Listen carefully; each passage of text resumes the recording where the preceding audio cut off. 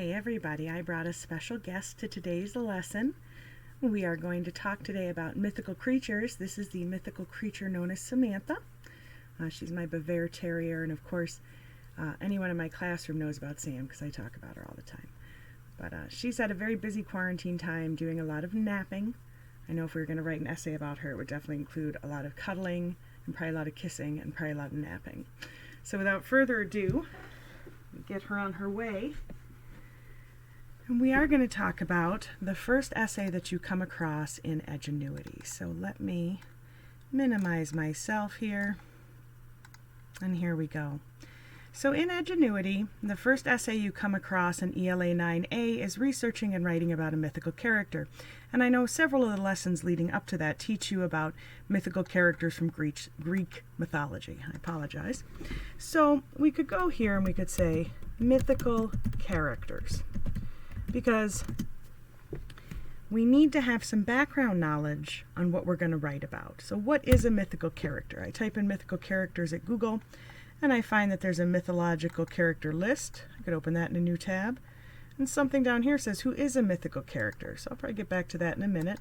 But we'll go to the Sparks Notes reference, and it gives us a very traditional list of the Olympians, like Zeus and Hera. It gives us a very inclusive list here. It also tells us a little bit about other gods, deities, and supernatural beings. So if you were to do a Google search on mythical characters, all of these in bold are something you could then Google even further to find out things that we are going to write about in our paper about these characters. I'm going to go back, and it also said, who are mythical characters? Mythology is a collection of traditional stories, characters such as deities, heroes, and fanciful creatures. So anything related to mythology is a mythological creature, such as a unicorn or the kraken, elves, dragons, and goblins. So that's really good news, because I know dragons have been very popular in culture lately, especially with like the show Game of Thrones. Unicorns are very popular. These are things that we have a lot of background knowledge about. And anything you have a lot of background knowledge about is a good thing to write about. Any writer will tell you, write what you know. So if you're into Dungeons and Dragons, you know all kinds of mythological creatures you could talk about. You're not only limited to the gods. So I think I'm going to pick out unicorn. I think that sounds pretty cool. So I'm going to close this. And the next thing I'm going to want to know is more about unicorns. So I'm going to say unicorn magical powers. And I'll get that Google search up. And now I'm going to switch over to the Purdue Owl. Okay? Because one thing we have to have in the beginning of our writing is a thesis statement. Now, I'd introduced the Purdue Owl in my last video, and if you missed it, go ahead back and watch it. But we're going to go to the search page, and we're going to search for a word that some of you have heard before, and that's a thesis statement. Your thesis statement is the main idea of the entire paper, okay? It's a summarizing idea, and it provides a blueprint for how you are going to write. So let's see what the owl has to say about thesis statements. And hey, it says creating a thesis statement tips. I'm going to click on that, and I'm going to scroll down. Now, one of the things we see right away is determine what kind of paper you are writing. And one of the things that I know from Edgenuity is that it's an informative essay. So I'll scroll past this advertisement. It tells us an analytical paper breaks down an issue and an idea into component parts. Well, that doesn't sound like what I'm doing. An expository or explanatory paper explains something to the audience. Oh, well, that sounds like an informative paper, but I'll read the last one and make sure it's not a better fit. An argumentative paper makes a claim about a topic, justifies this claim with specific evidence. So now we don't have to do all that. We just have to give an informative essay or an explanatory paper. So this is the kind of thesis statement we're going to be worried about writing today. So your thesis statement should be specific. It should cover only what you're going to discuss in your paper, and it will be supported with specific evidence. It'll appear in the first paragraph, and the topic may change as you write, so you might need to revise, but that's okay. That's kind of about free thinking.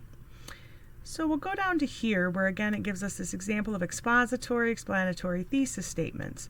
And their example is, the life of a typical college student is characterized by time spent studying, that's one thing, attending class, it's two things, and socializing with peers, that's three things.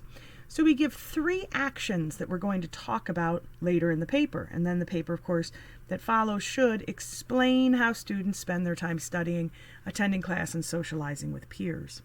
So if I'm going to write a paper about a unicorn and their magical powers, I need to pick 3 things. Now, in mythology, unicorns' horns could purify water, heal wounds, and indicate the presence of a poison.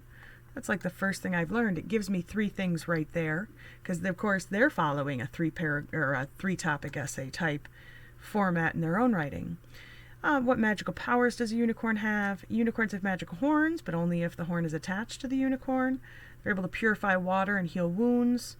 Their tears are powerful for healing.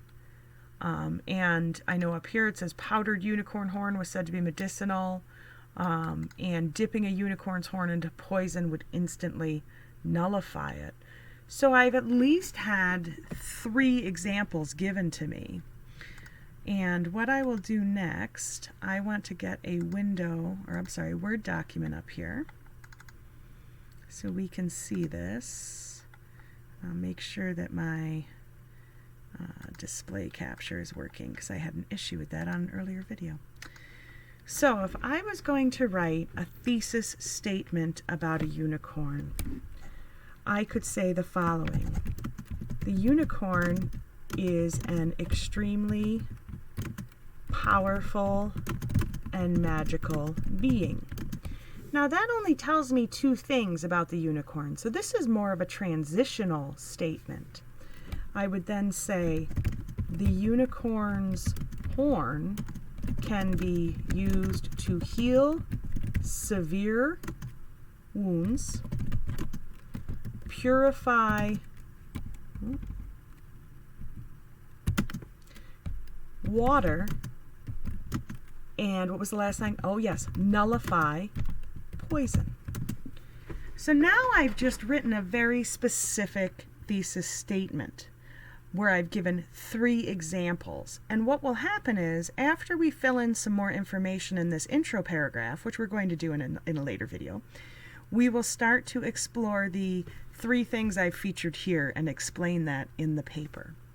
So this has been a beginner's way to get started on a thesis, and again, kind of go back to our friend, the Purdue Owl. And I hope the next time I see you all, there I am. Haha. I succeeded in finding my window. It has been a little intimidating using some of this video software, but it's pretty cool. It makes me feel good to kind of be able to reach out to you guys. And of course, the most important thing is that you all be healthy and well. I wish we had a unicorn horn right now and we could just wave it around and get rid of COVID-19 and, be back at school together. So, most important thing, keep working hard, keep being healthy, and we look forward to seeing you soon back at the building. Take care. Bye.